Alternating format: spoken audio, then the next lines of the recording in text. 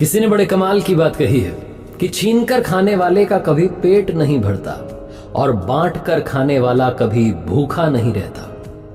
नमस्ते दोस्तों, मेरा नाम है आरजे कार्तिक। एक छोटी सी कहानी सुनाता हूं। बहुत पुराने जमाने की बात है। एक जंगल में बंदर ही बंदर रहा करते थे। उन बंदरों का जो राजा था वो विशाल काय बंदर था, बहुत बड़ा बंदर। उस बंदर की सारे बंदर बात माना करते थे, बंदरों के राजा की। एक दिन एक बंदर ने बताया कि महाराज, अपने जंगल के आखिरी में एक बहुत प्यारा बगीचा है फल का। उस फल को आम कहते हैं, झरने के ठीक पास में। लेकिन मैंने आज देखा कि उस बगीचे के आगे, झरने के नीचे जो नदी बहती है, वहां इंसानों ने भी बस्ती बना ली है। ये बात जैसे ही बंदरों के राजा को मालूम चली, वो चिंता में आ गया। उसने कहा, एक काम करो, सारे बंदर जाओ और जाकर के उस बगीचे में से सारे आम गायब कर दो, एक भी आम बचना नहीं चाहिए। जो ऑर्डर मिला था बंदरों ने फॉलो किया, गए जाकर के सारे आम तोड़ लिए।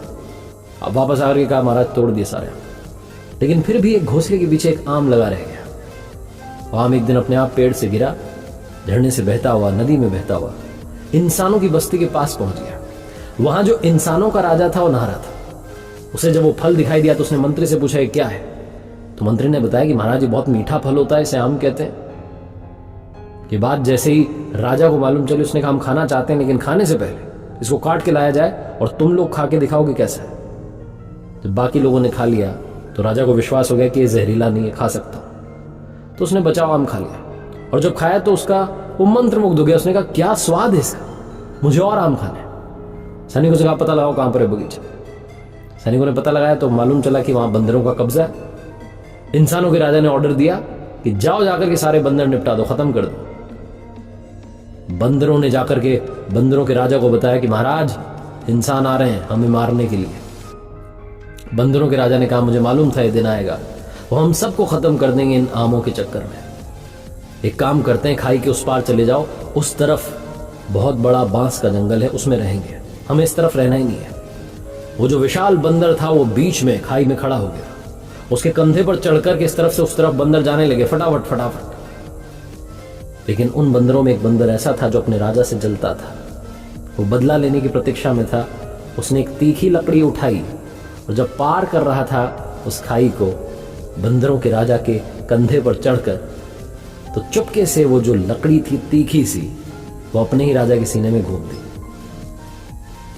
ये राजा जो था बंदरों का लहूलुहान हो गया, खून बहने लगा, लेकिन खड़ा रहा। इसने कहा, सारे बंदर मुझे पार करवाने हैं। जब आखिरी बंदर भी पार कर गया तो ये घायल होकर के गिर पड़ा। इंसानों का राजा ये सब देख रहा था दूर से। उसने कहा, कितनी करुणा है, कितना दयालु है, इसको बचाना बनता है। उसने अपने सैनिकों से कहा, जाओ जाकर इसको बचाओ, वैद्य जी को बुलाओ, इलाज करो इसका। बंदरों के राजा को बचाने की कोशिश होने लगी, उस विशाल बंदर को बचाने की कोशिश होने लगी। आखिरकार उसको थोड़ा ठीक जब वो हुआ, बोलने लायक हुआ, तो उससे पूछा इंसानों के राजा ने कि एक बात बताओ, आपको पहले पार करना चाहिए था, आप इन बाकियों के चक्कर में क्यों पड़े थे? अपनी जान पर खेल करके दूसरों को बचा रहे थे। बंदरों के राजा ने इंसानों के राजा से कहा कि मुझे सबका ख्याल रखना है, क्योंकि मैं राजा हूं ना। और ये बोलकर के वो मर गया। जो इंसानों का राजा था उसकी आंख खुल गई कि वो अब तक क्या करता रहा है। जो भी खाता है खाने से पहले अपने सैनिकों को देता है कि पहले तुम टेस्ट करो, जहरीला तो नहीं है। इतना शक करता है अपने लोगों पर, बुरा बर्ताव करता है। वो इंसानों का राजा उस दिन से अच्छा राजा बन गया। ये कहानी इंसानों के राजा और बंदरों के राजा की नहीं है, ये आपकी और हमारी कहानी है। हम सब के अंदर भी एक किंग है, एक राजा है।